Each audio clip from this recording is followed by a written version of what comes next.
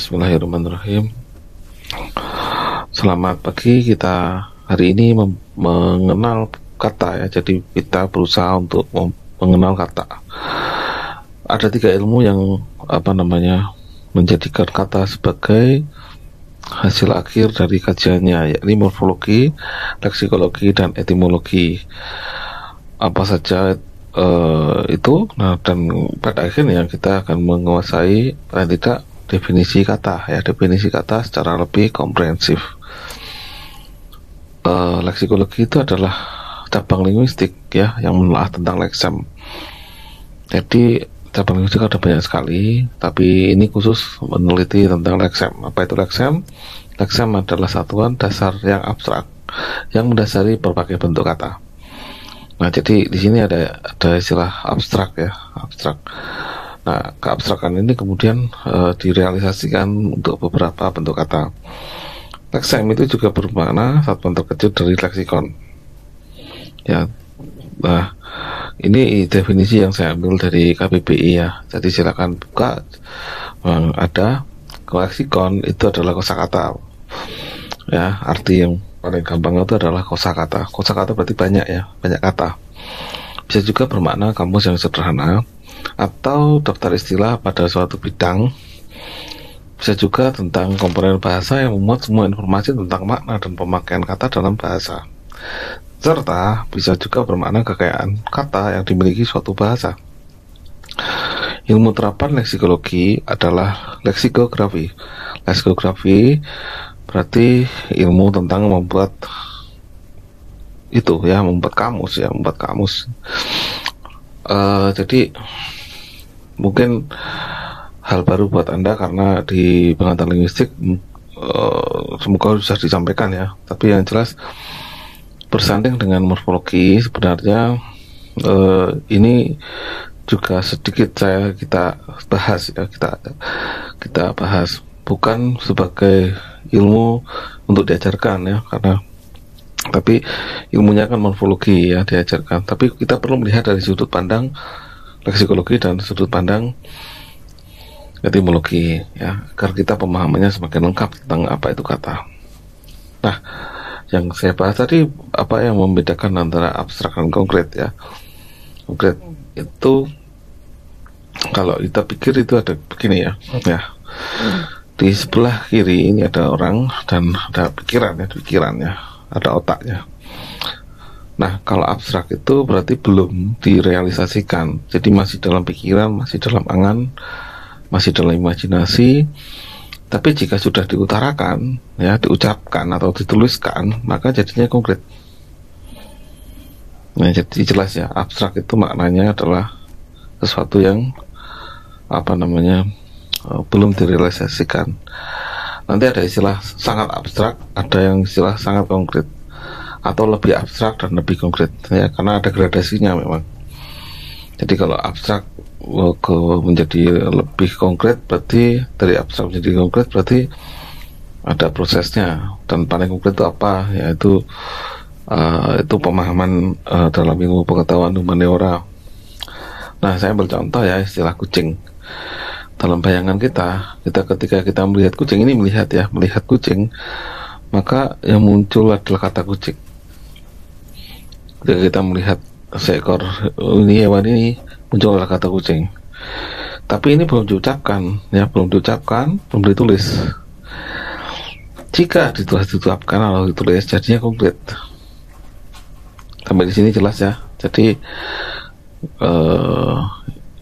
ini adalah abstrak dan ini konkret. Ini di mental kita, dan ini di kenyataan, direalisasikan secara empirisnya ini. Nah, kita beranjak ke sebelum beranjak ke etimologi, ingin saya jelaskan dulu ya. Tadi dikatakan leksem. Terus leksem itu yang mana? Leksem itu yang kucing ini ya. Leksem itu yang kucing. Jadi kalau sudah ada bentuk kucing di sini, berarti ini adalah kata. Nah, sampai sini jelas ya. Ini kucing, ini di pikiran. Kalau sudah direalisasikan, namanya kata. Ini bisa kucing, bisa perkucingan, bisa kucing-kucing. bisa mengucik, ya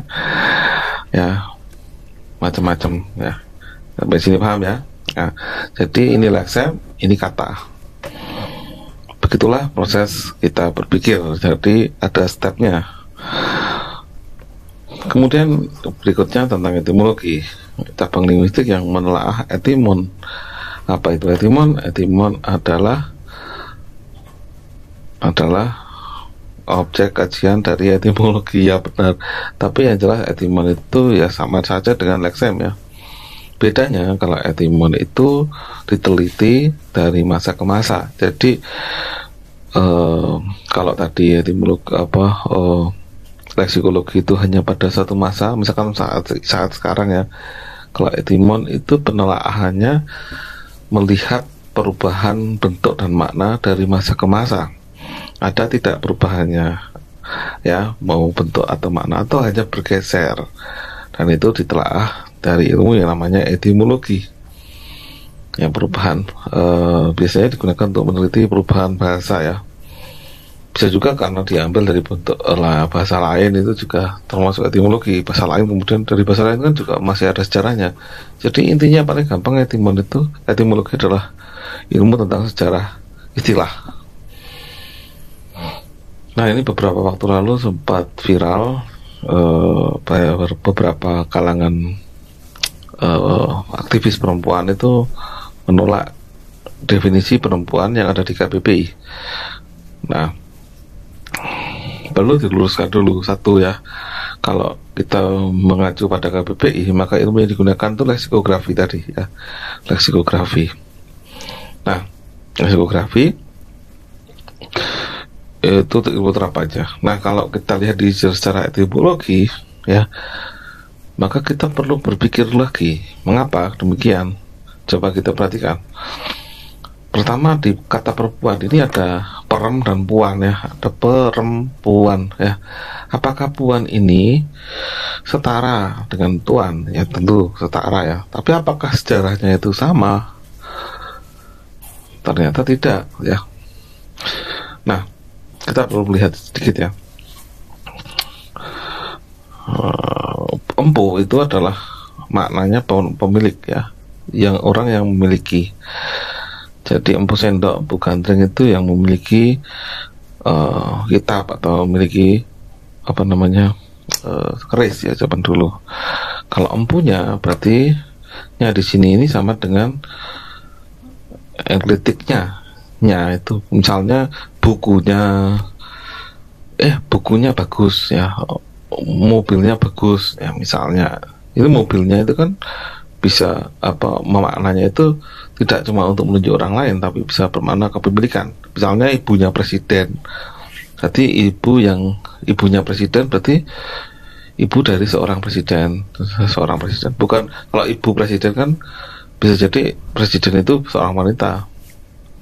Tapi kalau dengan adanya jelas ya, ibunya presiden berarti si ibu itu bukan presiden, tapi ibu dari seorang presiden. Nah, itu yang dimaksud ya. Ya, empunya berarti yang memiliki, dan punya itu artinya memiliki ya. Pu di sini, ini yang jadi pertanyaan adalah pu di sini ya. Dan nya ya. Pu dari empu ya. Nya itu yang memiliki ya, sama-sama memiliki. Jadi sama-sama memiliki maknanya kayak semacam penegasan. Sering banyak istilah penegasan. Hanya saja itu kan juga penegasan, hanya atau saja, penegasan atau pleonasme ya, sebenarnya berlebih-lebihan. Memang biasa itu terjemah Melayu seperti itu. Kemudian pada akhirnya pada abad ke 20 ya, awal abad 20, istilah punya itu bermakna memiliki perempuan ya, tidak cuma milik ya, tapi memiliki perempuan. Jadi misalnya seseorang itu punya berarti memiliki perempuan, kan tidak ada tidak ada apa-apa di sini ya. Punya itu bermakna memiliki perempuan. Nah, kata perempuan sendiri adalah ada laki-laki yang memilikinya, yang memiliki perempuan ini. Jadi kata perempuan ya, empu di sini ya, itu berarti ada laki-laki yang memiliki. Jadi wanita yang beristri. Kalau punya berarti memiliki wanita. Jadi seorang laki-laki itu punya. Tapi jika seorang perempuan berarti ada laki-laki yang memiliki ya, jadi dia itu sudah bersuami maksudnya. Jadi perempuan adalah istilah untuk wanita yang telah bersuami. Dengan punya itu istilah untuk laki-laki yang sudah memiliki istri. Ya, gampang ya. Dan ini rumit sekali kalau kita lihat di masa lalu. Apakah ada hubungannya? Kemungkinan ada hubungannya. Ya, kemungkinan besar ada hubungannya. Dan kita patut curiga dengan istilah perempuan dan istilah wanita. Wanita ini juga bukan kelihatannya dari bentuknya wa itu dan ita di sini tidak terlihat sama sekali sebagai bahasa Melayu, tapi bahasa Sanskerta atau bahasa lain lah. Yang jelas terlihat sebagai bahasa Melayu. Nah, di sini kita juga belajar bahwa kalau dulu perempuan itu artinya adalah apa namanya, laki-laki, dia apa, kalau perempuan adalah seorang istri ya dan terhormat ya. Sekarang perempuan itu terlihat netral, terkesan netral. Nah, jadi ada pergeseran ya. Dulu itu terhormat, sekarang itu netral. Kalau dulu itu kan perempuan yang bersuami itu terpandang ya, karena payu dirabi, terpandang. Kalau zaman sekarang perempuan yang punya istri, perempuan yang sudah bersuami itu biasa saja. Nah, ya sekarang istilah perempuannya yang istilah yang dianggap tinggi itu malah wanita.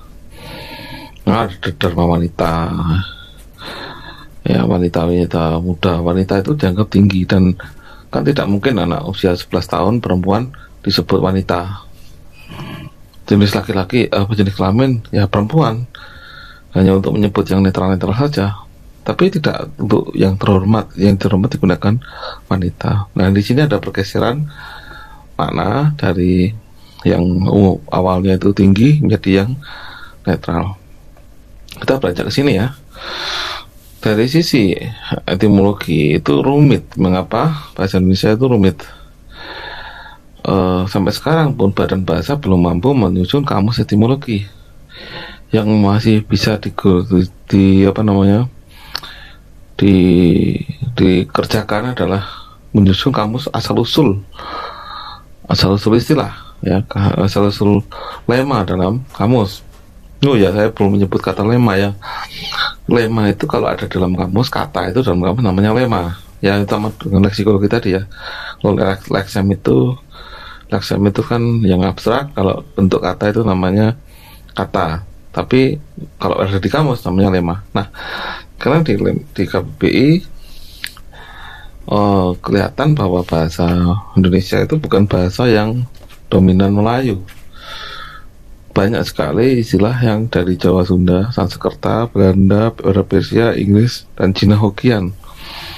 Banyak sekali, dan saya belum menghitung jumlahnya karena ada 120.000 kata ya, lema dalam KBBI. Nah, tetapi yang kita perlu pelajari adalah bahwa karena saking banyaknya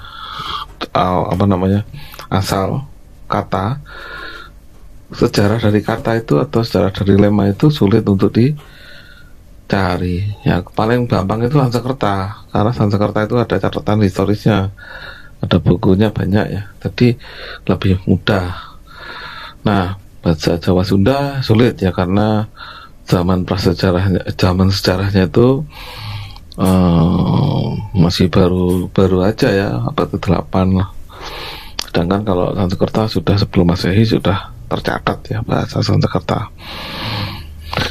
Nah, oke, kita lanjut ya. Nah, bagaimana definisi kata menurut linguistik umum? Ya, jadi kita bandingkan dulu ya fitur-fiturnya ya. Dari sisi fonologi dulu ya. Kita melihat ke kelas fonologi semester 1. bagi fonologi ya, kata itu satuan terbesar untuk dibahas ya. Jadi bahan kajian fonologi, tapi bukan output loh ya. Output kajian fonologi itu kata, bukan ya. Kajiannya tetap paling gede itu adalah fonem dan silabel ya, atau suku kata. Tapi bahannya tetap kata. Di sintaksis, kata itu satuan yang terkecil, tapi tidak ikut dianalisis sebenarnya. Tidak ikut dianalisis, cuma diidentifikasi ya. Karena yang utama dari sintaksis itu hanyalah hubungan antar kata dalam struktur yang lebih besar dari kata. Bisa berupa frasa, klausa, dan kalimat. Nah, di sini terlihat bahwa pada keduanya kata itu bukan output atau bukan luaran dari kajiannya ya. Jadi bukan luaran, tapi hanya bagiannya. Nah, beda dengan tiga bidang ini ya, leksikologi, etimologi, dan morfologi. Kalau bagi leksikologi, kata itu satuan terbesar, dia merupakan bahannya dan hasil kajiannya. Bagi etimologi, satuan terbesar juga, bahannya sekaligus hasil kajiannya. Bedanya di sini sinkronis ya, di sini diakronis. Nah, kalau dilihat morfologi, maka ini sama ya, leksikologi dan morfologi sama. Lantas apa yang membedakan leksikologi dan morfologi? Nah, ini yang terlihat berbeda. Ya, mengapa kok berbeda? Nah, kita akan lihat dulu ya sini ya, perbedaan kata dari ketiganya. Objek kajiannya kan leksem, ini etimon, dan di sini ini kurang iya. Di sini morfem. Sinkronis, diakronis. Sudah, ini kita coret ya etimologi. Lalu kita lihat di sini. Leksem selalu bermakna lesikal. Ini kan lesikal juga. Tapi kalau morfem, ada yang bermakna lesikal dan ada yang tidak. Nah, ini yang jadi masalah. Ya. Karena leksikologi hanya mencari leksem yang bermakna lesikal. Sedangkan di morfologi tidak semua bentuknya morfemnya, karena morfem yang sebagai objek kajian bermakna leksikal. Apa itu leksikal? Nah, kita lihat kembali lagi ke sini, gambar ini ya.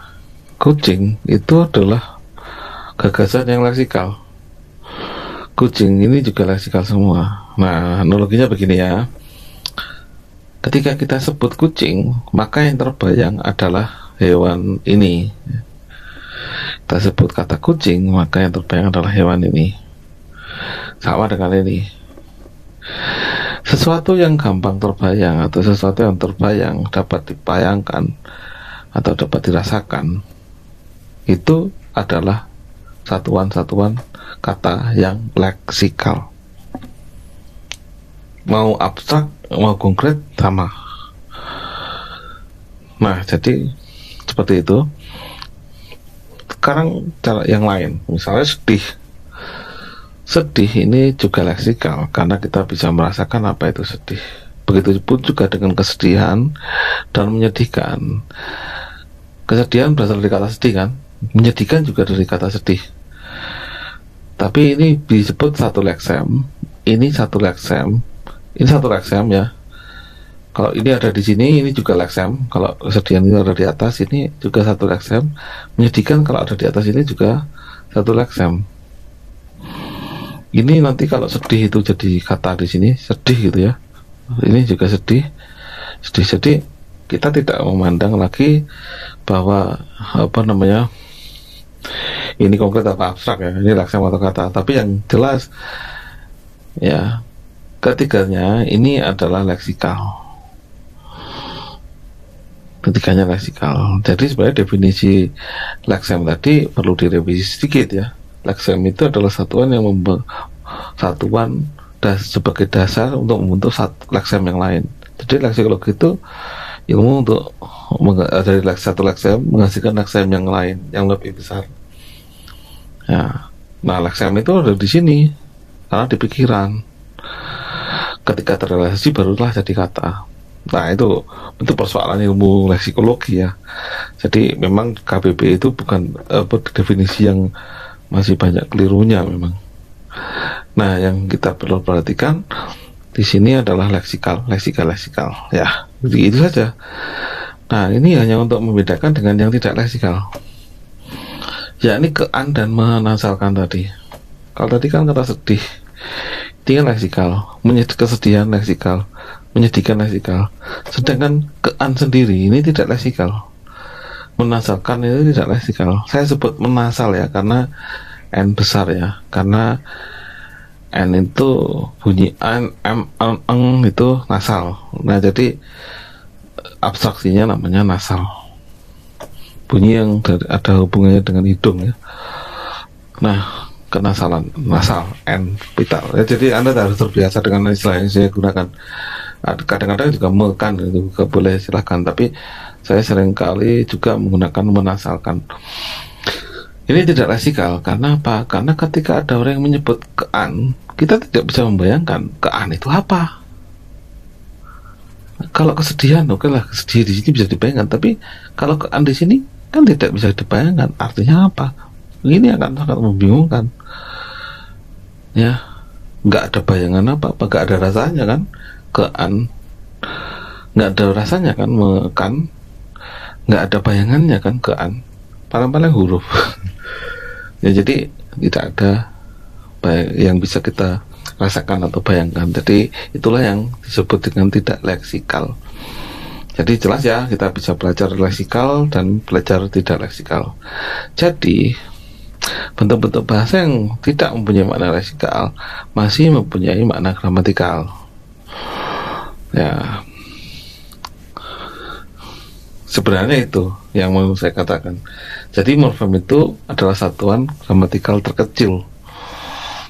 Ya, maka kita bisa mengatakan bahwa bentuk-bentuk bahasa yang tidak mempunyai makna leksikal itu masih punya makna gramatikal. Jadi kean dan menasalkan ini masih punya makna gramatikal.